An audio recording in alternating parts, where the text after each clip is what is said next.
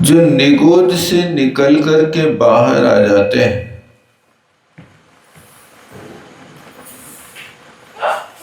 तो उनके पंच परावर्तन प्रारंभ होते हैं।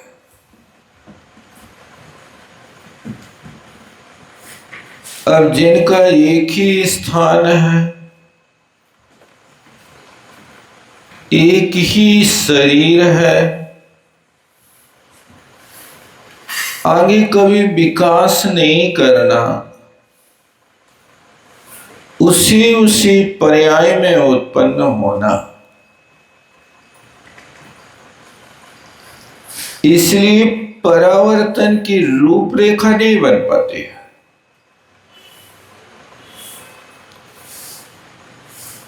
परिवर्तन की रूपरेखा तो तब बनती है जब एक इंद्रिय से निकलकर आगे का त्रिश पर्याय का पाना होता। जैसे आपके पास घड़ी है,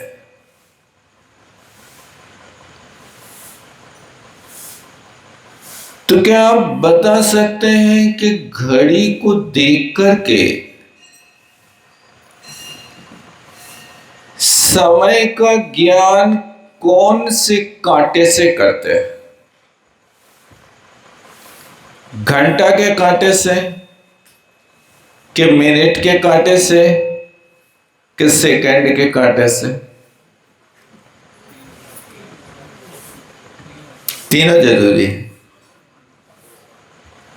काश घंटा का और मिनट का कांटा आपकी घड़ी में ना होवे और घड़ी चालू होवे, तो क्या आप बता सकते हैं कितने बज गए भाई साहब? घड़ी बंद है क्या? घड़ी तो चालू है, लेकिन जो कांटा बैठे बैठे खिसकता है, घंटा का कांटा कभी चलते देखा आप लोगों ने?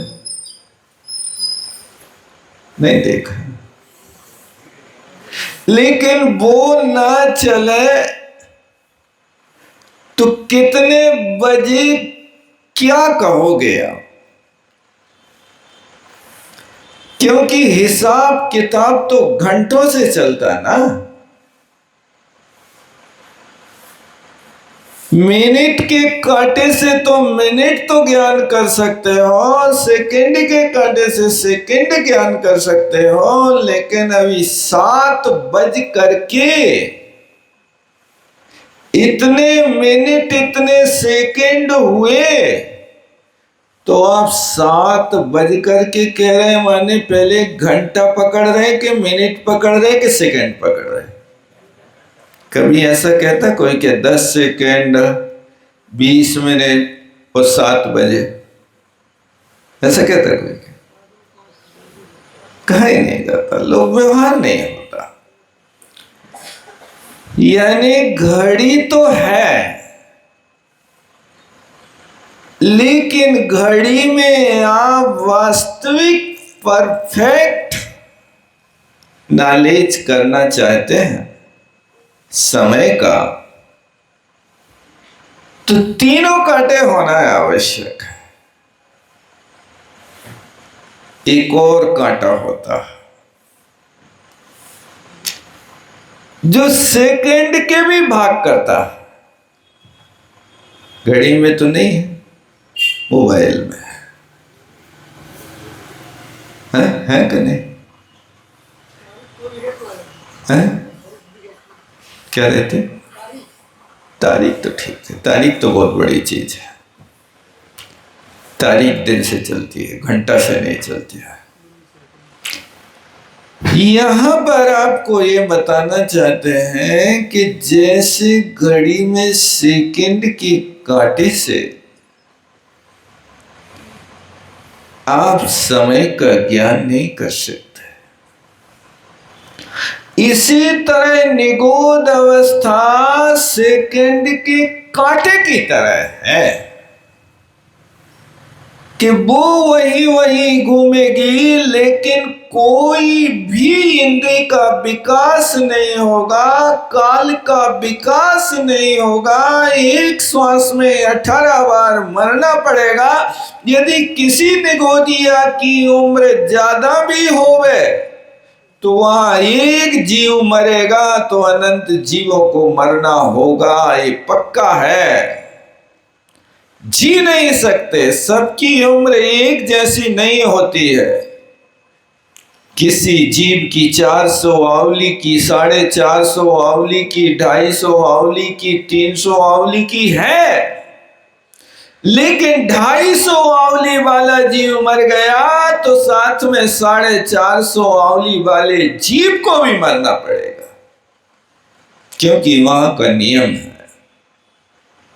एक साथ मरण होता है, एक साथ उनका आहार होता है, एक साथ उनकी क्रिया, एक शरीर के आश्रित रहने वाले अनंत जीवों के साथ ये प्रक्रिया अनादि काल से चल रही है।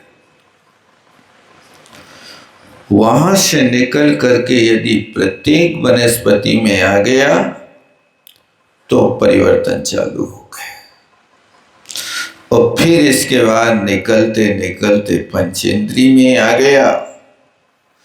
तो यहां तो ये पंचेंद्रियों के जीव बहुत सीमित मोटे मोटे बताए जा रहे हैं। छेदन की पीड़ा, भेदन की पीड़ा, भूख की बाधा। जिनके पास भोजन की व्यवस्था नहीं होती है उनको भूख ज्यादा लगती है भैया। जिनके पास भंडारे भरे हैं वे एक रोटी दो रोटी खा के अपना काम चला लेते हैं, चलाते नहीं, पेट ही उतना मांगता है उनका। लेकिन जिनके पास भोजन की व्यवस्था नहीं है बेचारे वे 30-30 रोटी की इच्छा रखते हैं, लेकिन अधिक नहीं पा सकते। ऐसा कई बार होता है। जिनको सीमित भोजन मिलता है, जेल के कैदियों में एक सरकार ने नियम बना रखा कि 280 ग्राम आटे की रोटी मिलेगी। अब उतने में तुम्हारा पेट भरे या ना भरे, आपको उतना ही मिलेगा। लेकिन अल्प बहुत की विशेषता बनाई जाए तो कोई व्यक्ति 200 ही ग्राम खा पाता, 280 ग्राम नहीं खा पाता, और कोई व्यक्ति 350 ग्राम खाता, तो परस्पर में भी समझौता कर लेते हैं, भैया ले 2 रोटी हमारी तुम खा लो। काम तो चलता रहता है। ऐसा सागर की जेल में मुझे कुछ लोगों ने बताया था, यहाँ का तो पता नहीं, लेकिन वहाँ का ऐसा। उनसे एक दिन चर्चा हुई थी, तब वहाँ पर ये व्यवस्था समझने को मिली। हर व्यक्ति को 280 ग्राम मिलेगा, इससे ज्यादा नहीं मिलेगा। न पतला, भूख ज्यादा है लेकिन भोजन कम होता है। कई बार भूख कम होती है, भोजन ज्यादा होता है। भोग भूमिया के त्रेंचों के लिए ऐसी भूख नहीं सताती है। भोग भूमि में भी त्रेंच हैं, लेकिन उनके पास इतनी प्रचुर मात्रा में खाद्य सामग्री है कि उनके इर्द गिर्द बढ़िया बढ़िया 4-4 अंगुल की हरी भरी मीठी मीठी घास हमेशा लहराती रहती है। कोई मच्छर नहीं होते, लेकिन वहां क्योंकि भोग भूमि में विकलत त्रयों की उत्पत्ति नहीं होती है। विकलत त्रयों की उत्पत्ति सिर्फ कर्म भूमि के क्षेत्र में होती है। वहां हरा भरा घास तो रहता है, लेकिन नालियां नहीं बहती हैं। और कहते हैं आचार्य महाराज कि भोग भूमि का घास भी इतना मीठा होता, इतना मीठा होता, इतना मीठा होता कि यहाँ का रसगुल्ला फीका पड़ जाता। इतनी मीठी भोग भूमि की घास होती है। अपन चले का पहुंच नहीं पाओगे। अपने किनारे में है, ज्यादा दूरी नहीं है। भरत क्षेत्र के बाद हेमवत क्षेत्र लगा है, पड़ोसी देश है। लेकिन पड़ोसी देश होकर के अपने पास इतनी शक्ति नहीं है कि अपन हिमवंत कुलाचल को पार कर सके। अपने पास इतनी शक्ति नहीं है कि अपन विजयार्ध पर्वत को पार कर सके। यदि ये शक्ति होती अपने पास तो सारे जम्बूद्वीप की बस्तियों को बटोर करके अपने घर में ले आते। और विजयार्ध पर्वत तो पता है चांदी का बना है भाई साहब, पेवर 100 टन की चांदी का। काश वहां तक पहुंच होती होगी तो यहां का मनुष्य तो पूरा पहाड़ ही मिटा देता, क्योंकि उसको पता चल जाए कि इसमें चमत्कार है, इससे अपना काम हो सकता है। तो विजयार्ध पर्वत तो छोड़ो, शिखर जी में सुपार्श्वनाथ भगवान की टोंक के बाजू का पहाड़ गड्ढा बन गया। क्यों? जे कोई जात वही मुट्ठी भर मिट्टी ले गया। आप लोग नहीं लाते? मैंने कहा ये क्या हो गया? इस शिखर जी की पहाड़ की मिट्टी को लोग अच्छे से संभाल के रखते, वो इकट्ठा हो गया भाई साहब। उस समय हम गए थे 2013 के पहले, तब तो 4-5 फुट गहरा था, पता नहीं कितना गहरा हो गया। ये उस समय जीवों के पास जब व्यवस्था है तो व्यवस्था है माने साता वेदनी कर्म का उदय है। और भूख की बाधा साता वेदनी कर्म की उदीर्णा से होती है। अब असाता वेदनी की जहां उदीर्णा है वहां साता की सामग्री नहीं, और जहां साता की सामग्री है वहां असाता की उदीर्णा नहीं। इसलिए भोग भूमि में भी त्रियंच है, और पंचेंद्रीय त्रियंचों की बहुतर मात्रा भोग भूमि में है। मानसोत्तर पर्वत के आगे लेकर स्वयंभू रमण द्वीप के आधे द्वीप स्वयं प्रभु पर्वत के पहले पहले सब जघन्य भोग भूमि है। और उस जघन्य भोग भूमि में असंख्यात त्रियंच वास करते हैं। उस जघन्य भोग भूमि में वे त्रियंच अकेले सम्यक दृष्टि नहीं, छायक सम्यक दृष्टि भी वास करते हैं। नंदीश्वर द्वीप भी जघन्य भोग भूमि के क्षेत्र में आता है। 8वां द्वीप है, लेकिन वो जघन्य भोग भूमि का है। वहां पर मनुष्यों का वास नहीं होता, लेकिन देवता लोग, बहुत सारे देवताओं के महल वहां उन हर द्वीपों में बने हुए हैं। और वे देवता लोग यहाँ आकर के निवास करते हैं। वे रहते यहाँ है, महल इनके उनके यहाँ है, लेकिन ड्यूटी करने के लिए स्वधर्म आदि स्वर्गों में चले जाते हैं। ये जैसे कुबेर वगैरह हैं, स्वधर्म में इंद्र के लोकपाल हैं, वे सब यहाँ आकर के द्वीपों में रहते हैं, इनके महल बने हुए हैं। तो फिर जब यहाँ से जाते हैं तो वहाँ सुधर्मा सभा में अपना काम करते हैं, और जब स्वधर्म इंद्र की सभा लगती है तब उस समय में सबको वहाँ उपस्थित होना आवश्यक होता है। इस तरह से यहाँ पर मध्यलोक में सिर्फ त्रियंचों का वास है, लेकिन 2 द्वीप और एक अंतिम स्वयंभू रमण द्वीप का आधा भाग, इतने क्षेत्रों में कर्म भूमि के त्रियंच रहते हैं। बाकी सब जगह भोग भूमि का क्षेत्र बना हुआ है। भोग भूमि में रहने वाले मनुष्य त्रियंचों को कोई कष्ट नहीं होता, पूरे जीवन भर सुखी रहते। पीतलेस्या का परिणाम होता है, अपनी पीतलेस्या होने के कारण शुभलेस्या में हमेशा बने रहते।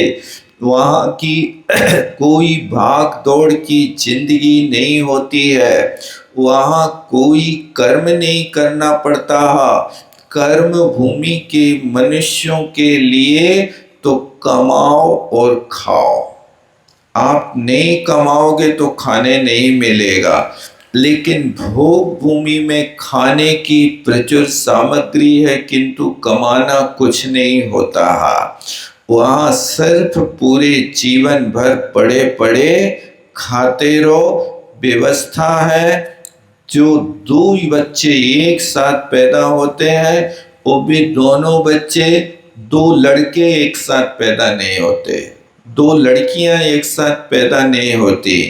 एक लड़का एक लड़की उत्तम भोग भूमि में 21 दिन में वे जवान हो जाएंगे, और 21 दिन में जवान होने के बाद वही जो भाई बहन के रूप में थे, वे अब पति पत्नी के रूप में परिवर्तन कर जाएंगे।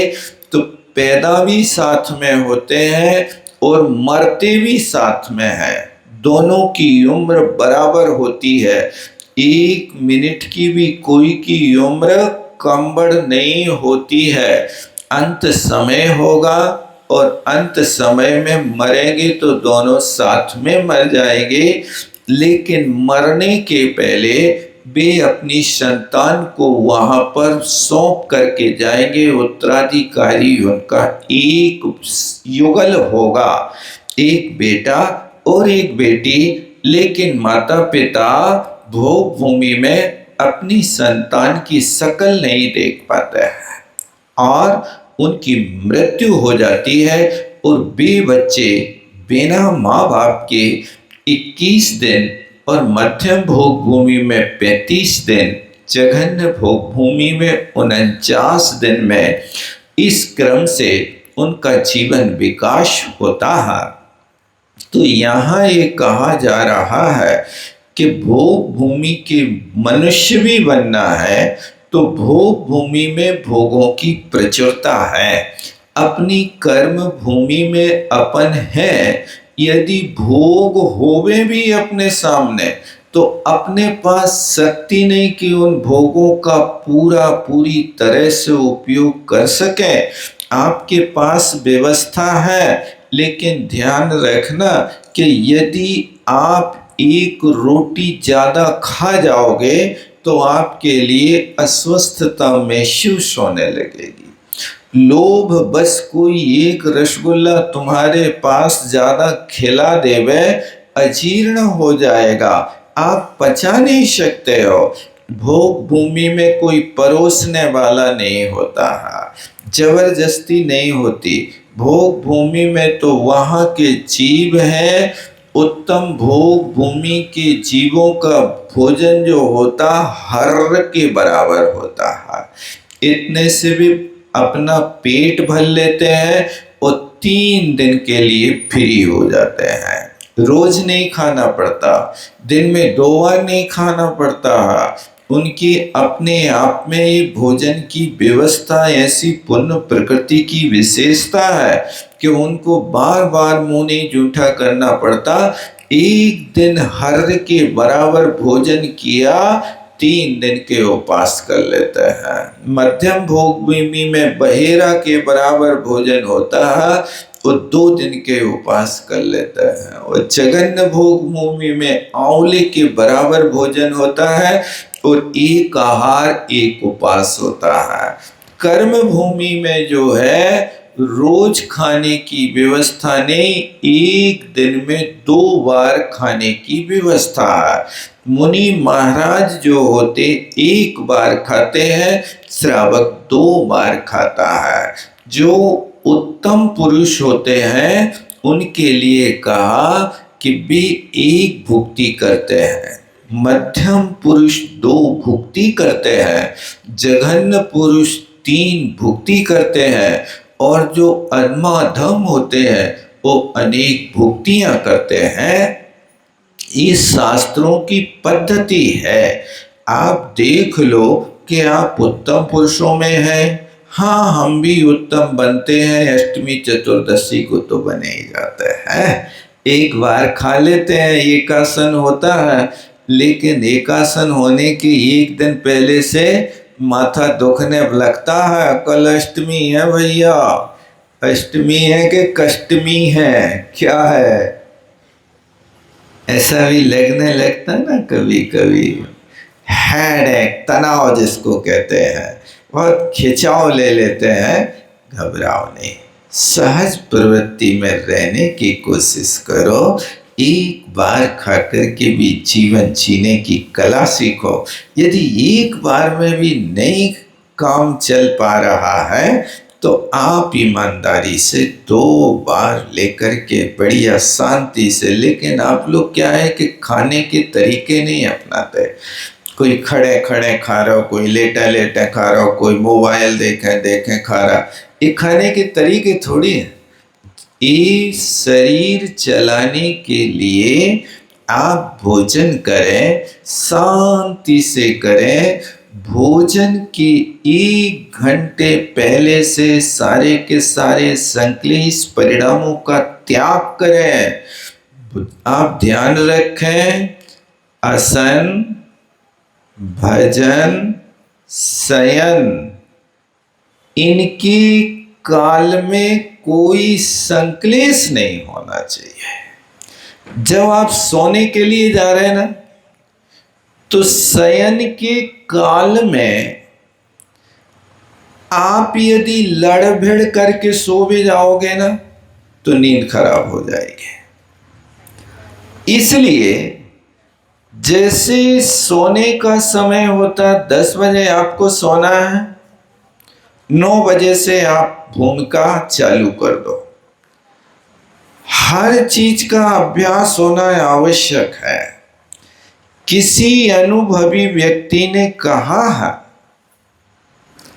कि यदि मुझे किसी जंगल को काटने का 2 घंटे का समय दिया जाए तो मैं उस 2 घंटे के समय में 1.5 घंटे तक अपनी कुल्हाड़ी को पैनी करूंगा। क्या? क्यों? ये पूर्व अभ्यास है, पूर्व तैयारी है। मौथली कुल्हाड़ी से आप 4 घंटे तक टुक टुक टुक टुक करते रहो, एक वृक्ष भी आपका कटेगा नहीं। लेकिन पैनी कुल्हाड़ी से एक घाव वृक्ष की आधी जिंदगी को खत्म कर देता है। तो जैसे वो व्यक्ति कह रहा है कि हमें 2 घंटे का समय मिलेगा कि इस जंगल को साफ करना है, तो हम 1.5 घंटे अपनी कुल्हाड़ी देंगे। इसी तरह ये नियम तुम यहां पर भी लगाओ कि यदि आपके लिए कोई कार्य के लिए निश्चित समय किया गया, उसके पहले पूर्व अभ्यास अच्छा तगड़ा होना चाहिए। मजबूती के साथ कार्य करो। आपको भोजन करने जाना है, 10 बजे भोजन करते हैं, 9 बजे से आप कोई संक्लेश ना करें, कोई प्रकार की आप 9 बजे के बाद चाय ना पिए। कई लोग भोजन करने जाते हैं, रास्ते में आओ भाई साहब एक चाय पी लो, फटकार जाते हैं, अब तो हम रोटी खा भी जा रहे हैं। अरे यार, व्यवहार कैसे तोड़े जा, तुम कहो और हमने पिए, ऐसा कैसे होगा? अरे भैया ये तो देखो कि तुम यदि चाय पी लोगे तो तुम्हारी भूख खत्म हो जाएगी, और भूख खत्म हो जाएगी तो तुम वहां चौका में जाकर के अब रोटी क्या खाओगे? नहीं, 9 बजे के बाद में फिर अब 1 घंटे तक आपको शांति से अपने पेट को खाली रखना। आखिर पेट भी तो एक मशीन है ना, मशीन को आप हमेशा उपयोग करते रहें तो एकदम से ब्लास्ट हो सकता, फूट नष्ट हो सकती है। लेकिन आप बीच बीच में विश्राम देते रहें तो विश्राम देने से मशीन चिरकाल तक चलती रहती है। शरीर भी एक यंत्र है, एक मशीन है। इस मशीन को आप 24 घंटे काम लेते रहो, विश्राम नहीं दोगे तो वो मशीन भी खराब हो जाएगी। आज प्राय करके हर व्यक्ति पेट का रोगी है। क्यों है? इसका मूल कारण बस ये है कि आपकी खान पान की पद्धति ठीक नहीं है। कब खाना, कैसा खाना, कितना खाना, खाने के पहले कितनी देर हमें विश्राम करना, उसके बाद क्या करना है, भोजन के बाद आप सीधे वहां से उठे अपनी थाली से और जाकर के पलंग पे लेट गए। ये पद्धति ठीक नहीं है। भोजनानंतरम सदपदम अवश्यो परिभ्रमेत। भोजन के बाद 100 कदम तक आपको परिभ्रमण करना चाहिए। परिभ्रमण का अर्थ घूमो नहीं, घर से मंदिर तक आओ, भगवान के सामने आकर के ढोक दो, प्रत्याख्यान करो और फिर घर चले जाओ। ये वैज्ञानिक पद्धति है। आप उस भोजन के लिए सेट करने के लिए थोड़ा चलो फिरो। आपने यहाँ पेट भरा, वहां जाकर के सो गए और सो करके 1-2 घंटे बाद उठे, जाके तकिया से दुकान पे टिक गए। अब कुछ काम तो करना नहीं है, वो भोजन क्या होगा तुम्हारे साथ में? इस प्रक्रिया को अपनाओ आप कि भोजन करो तो कितनी मात्रा में करना, कब करना। भोजन के पहले, आसन के पहले कोई संक्लेश नहीं करना। यदि आप कसाई के साथ भोजन करोगे तो भोजन जहर बन जाएगा। कसाई के साथ भोजन बनाओगे तो भोजन भी जहर बन जाएगा। इसलिए शांति से जाकर के सीधे बैठो, इंद्रियों का दुरुपयोग नहीं करो। भोजन को भी शोधन क्रिया के साथ, जैसे महाराजों को खिलाते हो वैसे तुम भी शोधन क्रिया करो। क्योंकि यदि तुम्हारे भोजन में बाल चला गया, तुम्हारा गला खराब कर देगा। यदि तुम्हारे भोजन में मकड़ी चली गई, तुम्हारे शरीर में छाजन पैदा हो जाएगी। तुम्हारे भोजन में मक्खी चली गई बिना देखे, तुम्हें उल्टी हो जाएगी। यानी कोई भी विकृति आपके भोजन में आपके साथ बिना शोधन किए सेवन कर लेते हो, उसके कारण तुम्हारे लिए शारीरिक रोग पैदा हो सकते हैं। इसलिए शांति भोजन के 1 घंटे पहले खाओ, विशुद्ध भावों से खाओ, और उतनी मात्रा में वो वस्तु सेवन करो कि जिस वस्तु के माध्यम से आपके शरीर में विकृति पैदा ना हो। कभी बिना नमक के भी खाने की आदत डालो। आप मिर्ची, तले भुंजे, पापड़ आदि ज़्यादा खाने की आदत नहीं डालो। पापड़ से पेट भरता है क्या? लेकिन पापड़ एक ऐसी वस्तु है कि चिकने आटे की बनने वाली वस्तु जैसे ही अंदर जाती है हाथों में चिपक जाती है, तो हाथों में चिपक करके वो आपकी हाथों को खराब कर देती। जैसे कभी आपने रुई ढूंढने की मशीन देखी है ना, वो रुई को डालते हैं उसमें तो वो कुछ धागे, कुछ रुई के भाग को मशीन ही पकड़ लेती है, उसी में चिपक जाता है, बाहर नहीं निकल पाता, बार बार उसको फिर साफ करना पड़ता। इसी तरह जैसे रुई के धुनने पर मशीन पकड़ लेती है, इसी तरह पापड़ अंदर जाता है तो वो हाथों को पकड़ लेता है। अब फिर उसके लिए एक पापड़ को पचाने के लिए आपको 2 गिलास पानी की जरूरत होती है। इतना पानी आपको भरने के लिए जगह है कि नहीं है? फिर इससे अच्छा है कि बिना पापड़ के भी खाओ। ऐसी भोजन की पद्धति रहोगे तो आप बहुत स्वस्थ रहोगे, क्योंकि धर्म आराधन के लिए शरीर को भी चलाना आवश्यक है। यदि ये नहीं होगा तो फिर साधना कैसे करोगे? इसलिए साधना में आद्य साधन शरीर है। शरीर से साधना कर सकते हो, अन्यथा कैसे करोगे? इसलिए इसकी भी आवश्यकता है। भूख लगे तो भूख लगने पर ऐसा नहीं कि आप पथरा आए तो पथरा चबा जाओ, नहीं, भूख लगे लेकिन भरपेट नहीं खाना, थोड़ी भूख बनी रहे। जैसे दीपक में यदि पूरा उसके मुख से तेल भर दो ना, तो देखा कभी? ज्यादा भरने पर वो भवकने लगता है। दूध आप चला रहे हो, आप तो भाव रख रहे कि हाँ ज्यादा से ज्यादा चल जाए। अब वो गिलास की सिग लगा ली तो जितना ज्यादा तुमने भर लिया वो नीचे गिर जाएगा। क्यों? थोड़ा वायु पास होने के लिए स्थान तो होना चाहिए। यदि नहीं होगा तो वो व्यर्थ में नीचे गिर जाएगा। ये चीज यहां पर भी रखो कि आप पूरी भूख जितनी लग रही उतना भोजन नहीं खाओ, उससे कम खाओ, ताकि पाचन क्रिया में भी और इसके साथ आगे भूख की परंपरा बनी रहे, वो टूट ना जाए। ये आपके शरीर के संचालन के लिए, स्वस्थता के लिए बहुत आवश्यक हुआ करता है। तो ये तो बात यहाँ त्रियंचों की बताई जा रही थी कि उनके पास भूख बहुत है, लेकिन भोजन सामग्री उनको स्वयं को कमाना पड़ती है। बेचारे स्वयं जंगल जाएं तब वहां खा कर के आए, अन्यथा व्यवस्था नहीं होती। इसी तरह भोजन तो मिल गया जैसे तैसे, अब पानी नहीं मिलता है। यहाँ पानी फिल्टर करके पी रहे हैं और बेचारे वे नालियों का पानी, सड़ी गली जहाँ पर कैसे कैसे उसमें रसायन बहाए जाते हैं, कार्बन फेंका जाता है, उस पानी को पी करके अपनी प्यास बुझाते हैं, फिर भी जीवन जीते रहते हैं। इस सब कष्ट, अनेक प्रकार के भूख के, प्यास के और भार वहन, इस शक्ति से अधिक भार को ढोना, ये भी त्रियंचों के लिए दुख का कारण है। जितनी शक्ति नहीं है उससे अधिक उन पे भार लादा जाता है। पहले के लोग बड़े दयालु होते थे, घोड़े पर वजन लादते थे, तो घोड़े पर वजन लादने का उनका एक लिमिट था कि 80 किलो का वजन घोड़े पर लादना।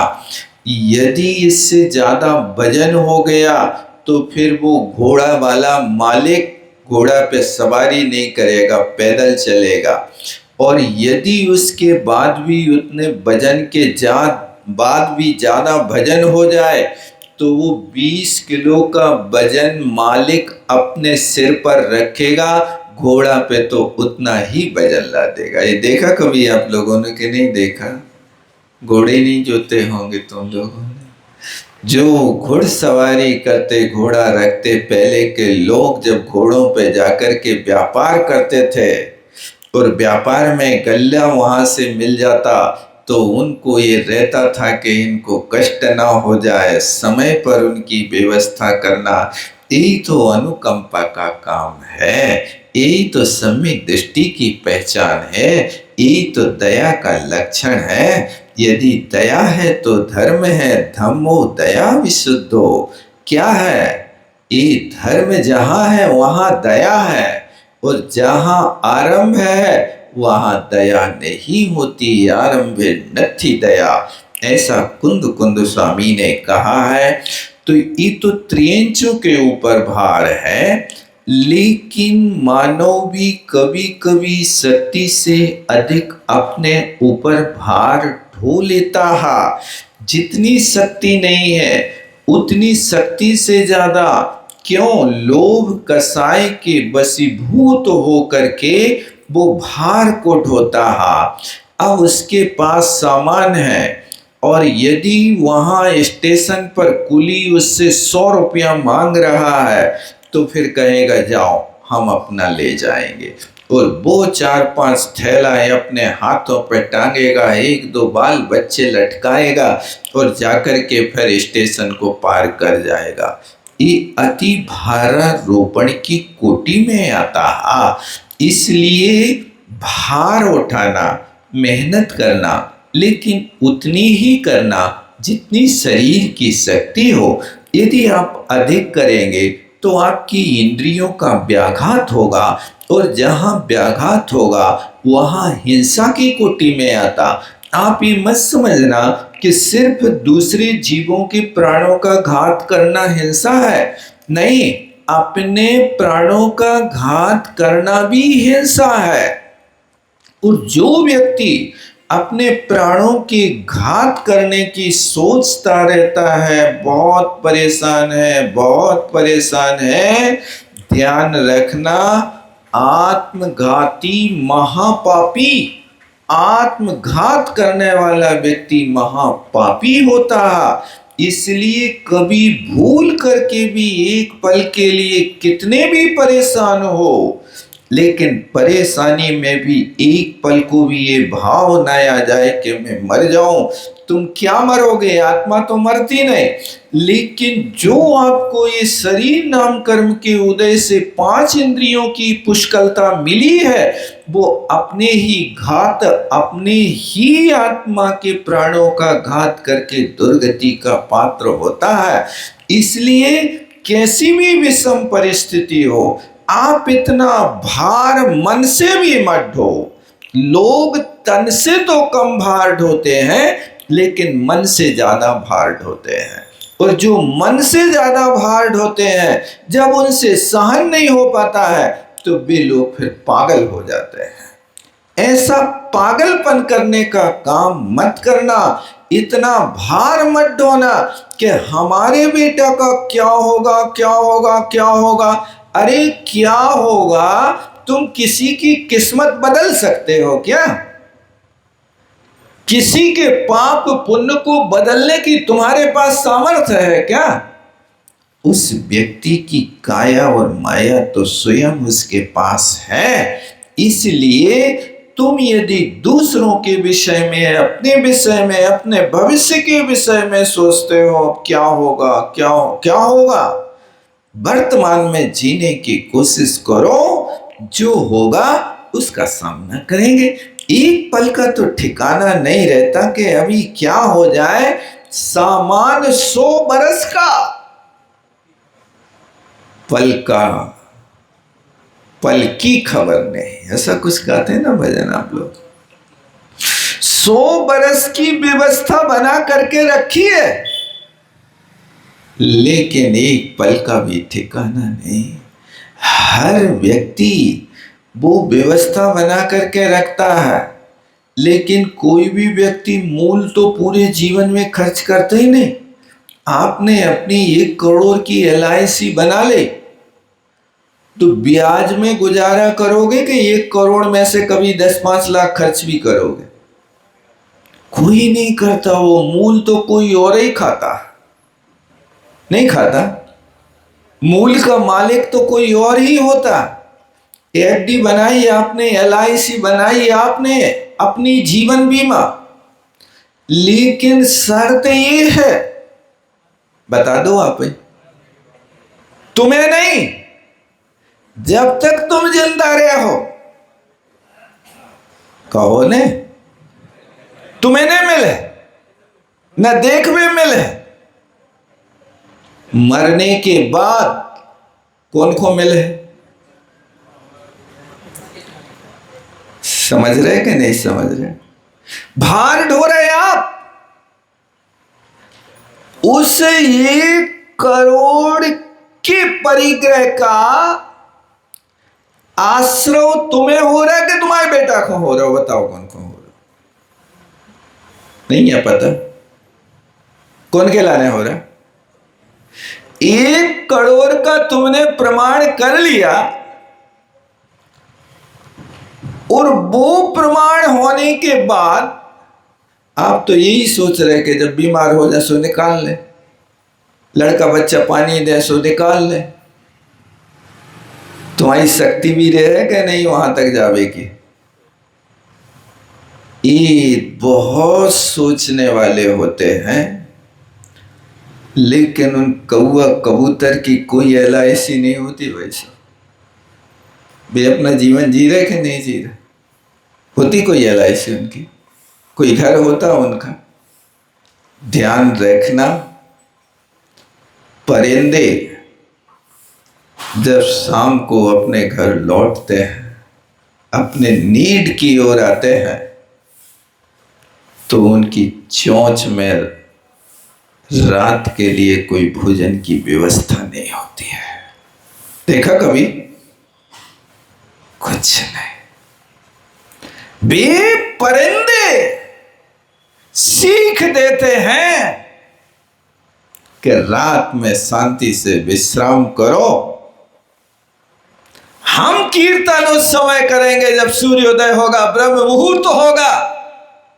उस ब्रह्म मुहूर्त में वे चिड़ियां चहचहाती हैं, तुम कह रहे चहचहा रहे नहीं, वे कीर्तन कर रही हैं, परमात्मा के साथ भजन करती हुई प्रकृति में जी रही हैं। सबसे पहले सूर्योदय के पहले उठती हैं तो बेचारी वे चिड़ियां उठती हैं।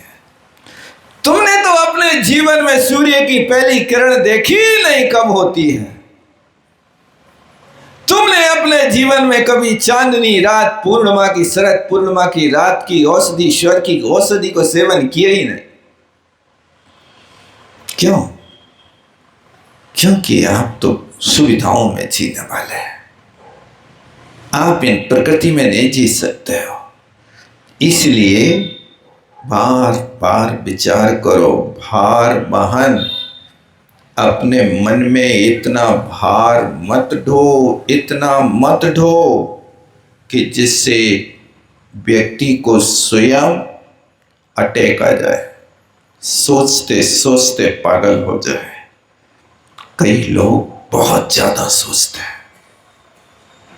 आपके सोचने से कुछ होने वाला है, बस वही होगा जो कर्म का उदय वर्तमान में होगा। बोलो आचार्य विद्यासागर जी महाराज की।